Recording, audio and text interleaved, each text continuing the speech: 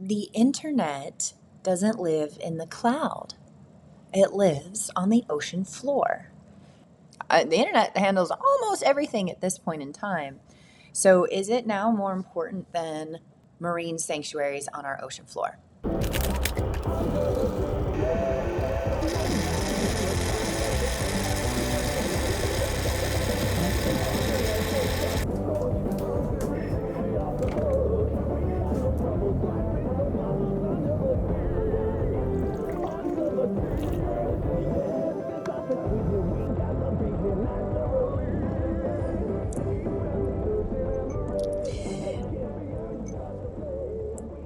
Welcome.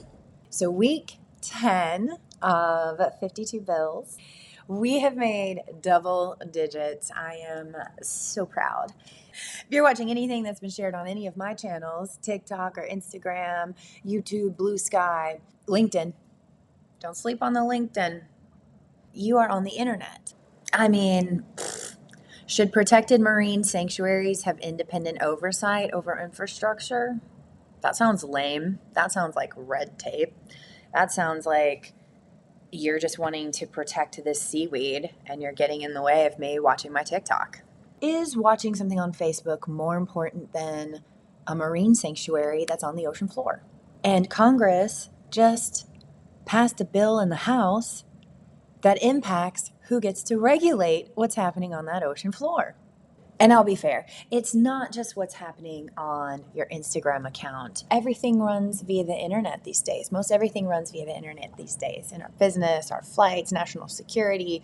The internet handles everything. This video comes to you through the internet submarine cables. These cables are attractive to sharks, but this particular shark did not find internet cable particularly tasty.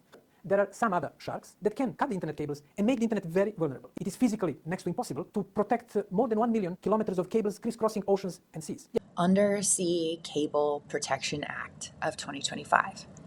HR, House Resolution 261.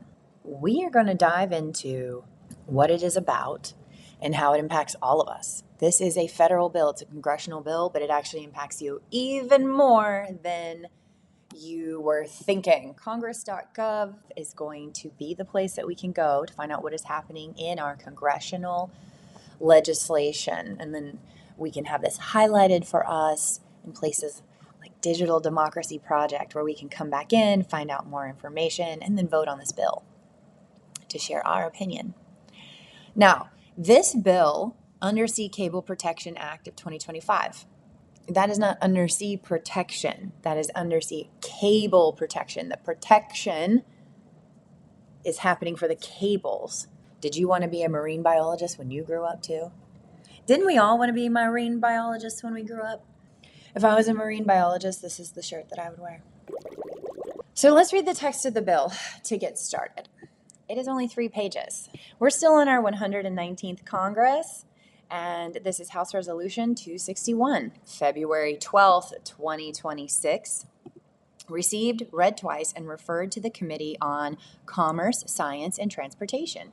An act to amend the National Marine Sanctuaries Act to prohibit the Secretary of Commerce from prohibiting or requiring any permit or other authorization for the installation, continued presence, operation, maintenance, repair, or recovery of undersea fiber optic cables in a national marine sanctuary if such activities have been authorized by a federal or state agency. This is chunky. This is saying if a federal or state agency gives clearance to maintenance, operation, repair, recovery, presence, installation of an undersea fiber optic cable, even if it goes through a national marine sanctuary, the Secretary of Commerce cannot request additional permits or prohibit any of those actions. Be it enacted by the State and House of Representatives of the United States of America in Congress assembled. The short title. This act may be cited as the Undersea Cable Protection Act of 2025. Section 2. Prohibition on prohibiting. So I'm going to prohibit prohibiting. You cannot prohibit. No prohibiting. I'm prohibiting. I love it here, guys. All right. Prohibition on prohibiting or requiring permits or other authorizations for undersea fiber optic cables authorized by a federal or state agency. National Marine Sanctuaries Act, 16 U.S. United States Code 1431, you know where we're going to go, is amended by inserting after Section 310 the following. Section 310A, prohibition on prohibiting or requiring permits or other authorizations for undersea fiber optic cables authorized by a federal or state agency. In general, notwithstanding any other provision of this act, the Secretary may not prohibit or require any permit, including any special use permit or other authorization for the installation, continued presence, operation, maintenance, repair, or recovery of undersea fiber optic cables in a national marine sanctuary if a license, lease, permit has been issued by a federal or state agency and is in effect authorizing such installation, continued presence, operation, maintenance, repair, or recovery. Interagency cooperation. Nothing in this section shall be construed as altering existing requirements regarding interagency cooperation under Section 304D in any federal agency action described in that section and involving the installation, continued presence, operation, maintenance, repair, or recovery of undersea fiber optic cables in a national marine sanctuary. Section 3. Removing restrictions on activities covered by sanctuary special use permits. Section 310C of National Marine Sanctuaries Act, which is the 16 United States Code 1441C, is amended. 1. In paragraph 1 by adding "and" at the end, by striking paragraphs 2 and 3, and by redesignating paragraph 4 as paragraph 2. This was passed by the House of Representatives February 11th, 2026. We will look at how it was passed in a minute. We need to get into the United States codes first. Title 16 of the United States Code deals with conservation. In Chapter 32, we have sections 1431 through 1445. These are about marine sanctuaries. This text contains those laws in effect on February 23rd, 2026. And what this bill is referencing is a change and updating the public law in Section 310A on prohibition. 310 is codified as 1441 special use permits, and it would be amending this section. Permit issued under this section shall authorize the conduct of an activity only if that activity is compatible with the purposes for which the sanctuary is designed and with the protection of sanctuary resources. Shall not authorize the conduct of any activity for a period of more than 5 years unless renewed by the Secretary. Shall require that activities carried out under the permit be conducted in a manner that does not destroy, cause the loss of, or injure sanctuary resources, and shall require the permittee to purchase and maintain comprehensive general liability insurance or post an equivalent bond against claims arising out of activities conducted under the permit, and to agree to hold the United States harmless against such claims. Paragraph 1, by adding "and," shall authorize the conduct of an activity only if that activity is compatible with the purposes for which the sanctuary is designated and with the protection. And take out these two? They want to take out 2 and 3 and make 4 number 2. 16 U.S.C. Code 1441C is amended in paragraph 1 by adding at the end, striking paragraphs 2 and 3, and redesignating paragraph 4 as paragraph 2.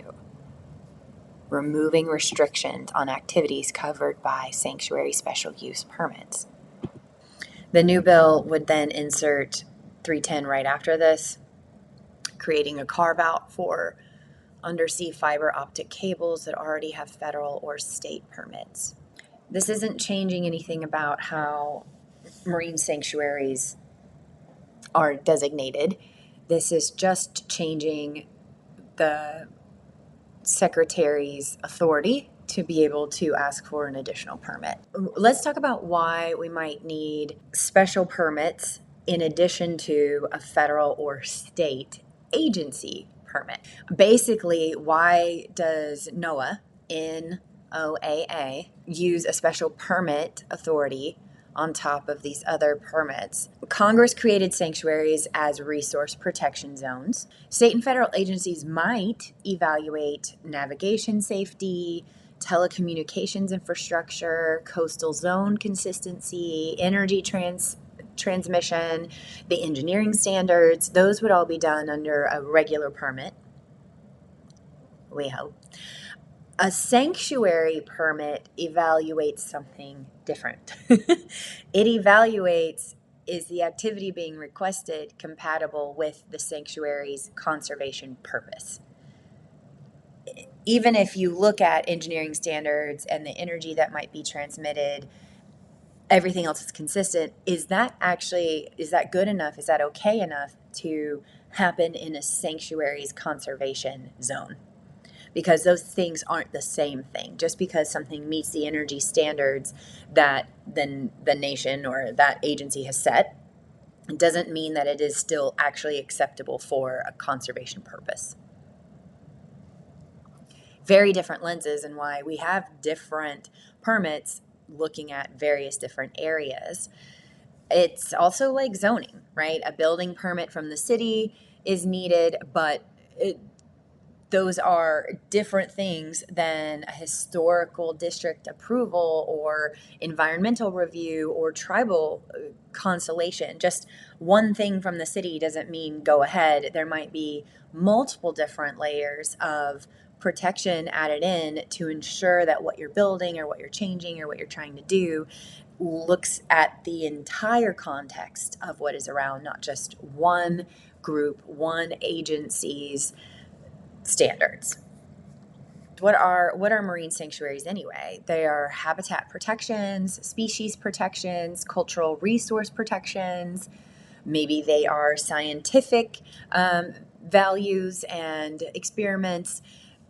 These are outside of infrastructure-focused agencies. So relying on agencies, federal and state alone, might be inefficient or completely ignorant to what is happening within a marine habitat that is a sanctuary. Have you been on vacation before somewhere new and they say, don't cross this line because it's a bird sanctuary? Don't cross this line because it's a wildlife sanctuary? Don't go into those woods because it's a wooded sanctuary? There's reasons why those exist. And scientists are the ones who set those up. People who generally work in federal agencies for zoning on fiber optic cables and are building those are not the same people who understand the viability of coral and what is going to help kelp or what is the seabed habitat need. Those are different things. Everybody has a different lens that they're looking at. Someone who is making sure that our internet is stable is not the same person who's making sure that the ocean floor is stable. Special use permits exist because sanctuaries are not just open space on the ocean floor, right? They are already a designated, protected ecological zone with very special conservation purposes and policies that govern that. A general federal permit may evaluate the engineering safety, but a sanctuary permit evaluates compatibility with resource protection. So if we remove that layer of special permits, are we streamlining things to get internet faster, or are we removing conservation lenses? Listen carefully. You are now 5,000 miles from land, and you're descending 7 miles to the bottom of the ocean. See you all in a month. I'm not going to spoil it for you, and also I don't want to get into trouble by sharing too much. Submarine cable map. These are the cables that exist right now today. And these are crossing our oceans so that we can get information very fast to different places around the globe. And you want that, right? You want your banking information, you want your flight information, you want the news from somewhere else, you want to know where your order is, you want to buy things from a different country. All of the internet that allows that to happen, 95% of it happens because of these cables here. 95%. Having the access to put these in is important.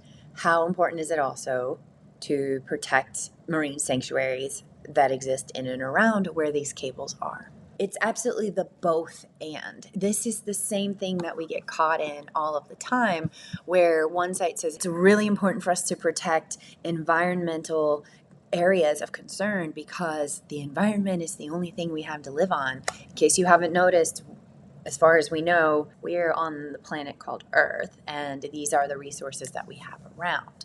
At the same time, there's, hey, well, on this planet Earth, there's these different countries, and we want to be able to talk to each other. So we need the internet, and we need to make sure we have lots of paths for the internet so some country doesn't just decide to cut off our access to internet. That would be terrible. Yes, it would be. So there's both.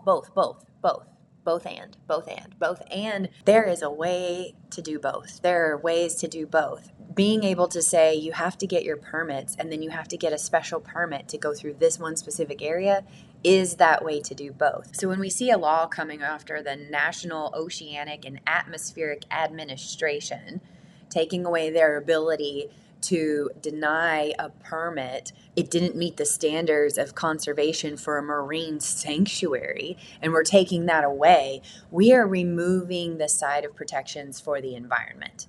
And we are not saying that our federal government is more important. We're saying commerce is more important. We're saying security is more important. We're saying access to internet is more important. And this bill allows us to see that in real time because it is, again, not protection of the ocean sea. It is protection of the cables that are on the ocean floor. There are a lot of regulations in place, and those were put there on purpose and for the reasons of doing both. And it is a complicated job. It does take intense amount of work to look at these various different tiny pieces of information and word changes that allow us to do something or don't do something. So for people who really want to say, I believe in national security, I believe in commerce, I believe in the internet, I want to have those things accessible to me. Cool. This is a good way to do that. Also, those same people generally want to be able to go outside. They want to maybe take their kids to see fish in the sea, right? Do you want to swim with dolphins one day? Do you want to go and scuba dive and see the coral reefs? We can have both. It takes a little bit longer. Regulations are there on purpose because, as we keep talking about week over week, we live in a capitalistic society. Capitalism is what rules us. It is about making the most money and going as fast as possible. And the people usually leading that know they don't have forever to live. They know by the time they get to whatever age, they're like, I got 20 more years. I got 30 more years. Or maybe if I go to space, then I can live forever. But they're not here later. They don't care what happens. They do not care what happens later. They don't have to care what happens later. They are not going to be here. They don't care. They're taking money now. They're like, let me get this money now. I'm here now. I want to live my life now. This is the only time that I have. I'm not going to be here later. And I would say the same for different types of religions. They believe they're going to live somewhere else when they die. People who have, it depends, unless you believe in reincarnation and then you come back here. Other religions believe that you just go back to energy and you're not anywhere physically. Other religions believe you're going to go live somewhere else, like heaven or hell. You're not here. So there doesn't have to be a big focus on what happens here. See how these different things impact what we do in law? Since we don't know what happens after we die, we want to be curious to say, well, what if something else was true? What if this other thing happened? And this is the work. This is the work that it takes to look at what's happening around in our world. More information, more problems, right? It's more to think about. and there's more to hold in our hands and say, how does this impact other things around us? Heck yeah, I love internet. I love the internet. I love that it's fast, and I love that it's generally stable. I don't love the prices that we pay for it. But we can learn so much about our world because we have the internet. No one is saying to get rid of that here. They are saying the ocean cables need to go through marine protected spaces. Do we need to install new things in marine sanctuaries? Do we have to do repairs in marine sanctuaries? Is there a different way to go around this? Do you need a special permit to do extra things in a sanctuary or not? That's what this bill is talking about here. Let's get into digital democracy. Let's get into the Kialo discussion on pros and cons. As you can see, we have a pretty big split on who thinks they want to protect these cables. Currently, we have the bill supported by some organizations and opposed by organizations. So remember, when you're reading this bill, the protection is not about the sea, it is not about the ocean floor, it is not about the marine sanctuaries. The vote yes on this bill is voting yes for the cables to be protected. It is voting yes to remove a special permit needed. That's what a voting yes is. So Shark Stewards, National Marine Sanctuary Foundation, they are opposed to this bill because they want special permits. Organizations for in support of the bill are commerce organizations, internet organizations, telecommunication organizations. Those are places that make money off of building and maintaining the internet. Again, love the internet. So grateful to have that in our lifetime. I love learning. I love that we can do this here on the internet. That's who's in support of the bill. Who is opposed to the bill? Marine sanctuaries. Kialo discussion. This bill stops NOAA, National Oceanic and Atmospheric Administration, the agency that manages national marine sanctuaries, from requiring an extra permit for undersea fiber optic cables if other federal or state agencies have already approved the work. This speeds up cable projects, lowers costs, and improves service, but may reduce sanctuary-specific reviews. NOAA can still coordinate with other agencies to protect ocean areas. Basically means it just is harder for those doing environmental protections to do environmental protections, because those coordinations with other agencies will be like, well, we already have this, and this is going to lower our cost. Pros for the bill. The bill encourages technological advancements and connectivity by making it easier to install fiber optic cables, essential for high-speed internet and communications. By streamlining the authorization process, this bill would save costs and resources for companies involved in laying undersea cables, encouraging investment. The bill reduces red tape by eliminating the need for extra permits. If cables have already been approved by other agencies, speeding up infrastructure projects, this would speed up infrastructure projects. So those are some pros of the bill. That is pro cable protection. This bill is pro cable protection. Okay. What are some costs to doing this? Why might people or organizations be opposed to doing this? Prioritizing industry efficiency could lead to neglect of comprehensive impact assessments vital for preserving underwater habitats and marine biodiversity. Local communities and governmental groups lose a layer of influence and oversight when concerns over new cable installations arise, reducing public engagement. This may increase risks to marine environments as it bypasses additional scrutiny by marine sanctuary managers, potentially threatening ecosystems. What can you do about it? So what can you do about this? This bill has passed the Congressional House. You can complain, or you can thank your House representative. The next step would be going to your senator, because this bill would now go to the Senate. This next step would be going and talking to your senator, or sending your senator an email about how you would like them to address this bill. VoteBot. Hi, VoteBot. I want to make sure my senator knows how I feel about this bill. I want a statement for supporting, opposing, and maintaining neutrality on H.R. 261. Great. Absolutely. Clear, effective statements you can use to communicate your stance on Undersea Cable Protection Act of 2025, HR 261, to your senator. And you can take these and personalize them. Amazing. So, if you are in support of protecting the cables and getting rid of a special permit, something that you can use is located here. If you are opposed to this and you want to keep special permits, you could make that the main statement that you want to send to your senator. If you are neutral and you want more information, comments on the Undersea Cable Protection Act of 2025. I'm interested in HR 261, but would like more information about how it balances the need for faster internet infrastructure with environmental protections in marine sanctuaries. I hope you will carefully consider both the economic and ecological impacts before making a decision. Please share your thoughts and approach to this bill. You are absolutely allowed to ask them that. You put them in office. Whether you voted for them or for someone else, this is how our system runs. So you are absolutely allowed to ask them what their thoughts are on this bill and what is their approach to being able to look at it. Now, your senator specifically might not be someone who's going to reach back out to you, but their aides will. That's why they have hired people to work for them. Now, we can see how it passed the House. There have been roll calls on this. This was and 2 roll calls specifically. So let's take a look at what those mean. On February 11th, there were the 2 roll calls.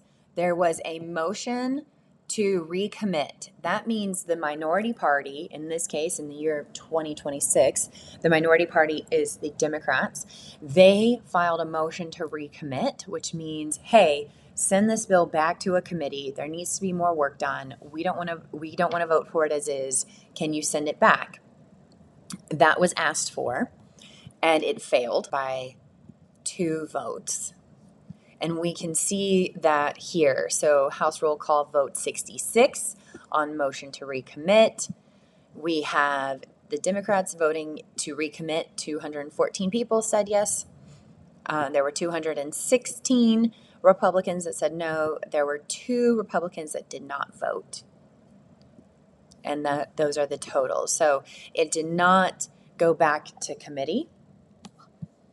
It went on to another vote. And in the next vote, vote 67, the very next vote that was done and roll was called for it, this bill passed the House by 6 votes. So there were 212 no votes. There were 218 yes votes. And we can see how that changed on some party lines here. There were still 2 not voting. And then there were a few who switched their vote in the House. You can deep dive into who voted on what. We need to get to our senators next to talk to them about the bill. Let's say, and because this is a congressional bill, every state has 2 senators. So let's say you live in Juneau, Alaska, and we want to go meet our representatives. We have Dan Sullivan and Lisa Murkowski. These are the 2 congressional senators that we can reach out to if you live in Alaska to let them know your thoughts on this specific bill.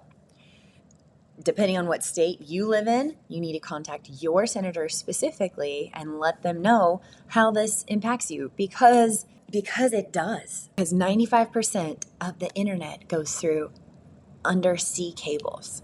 It's not yet all up in space. I know we've been building a ton of satellites and Starlinks and things that will allow internet satellite communication in space.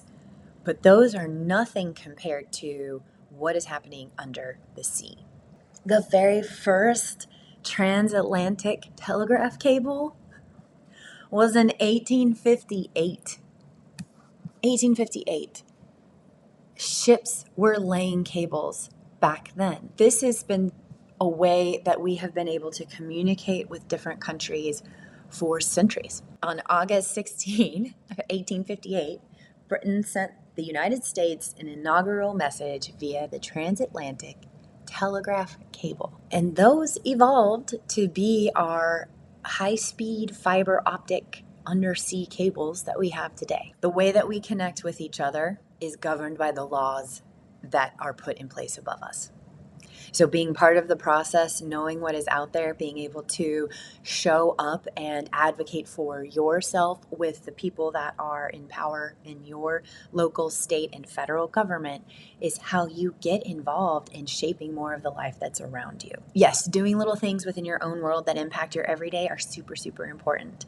There is a bigger scale that is out there where you can impact more of your day to day and other people's day to day by the policies that govern us. So, the way that we live our lives, how we communicate with other people, those are things that are governed in laws. And if we want to both get on the high-speed internet and find the most amazing vacation place that has coral reef snorkeling, we want coral reefs to be there when we go snorkeling. And we want to use protections for those sanctuaries and coral reefs the same amount that we want to use advancements in technology to be able to have cables that allow us to talk with each other. Stay curious, stay calculated. I'll see you in the channel. Thank you for having a sip with me.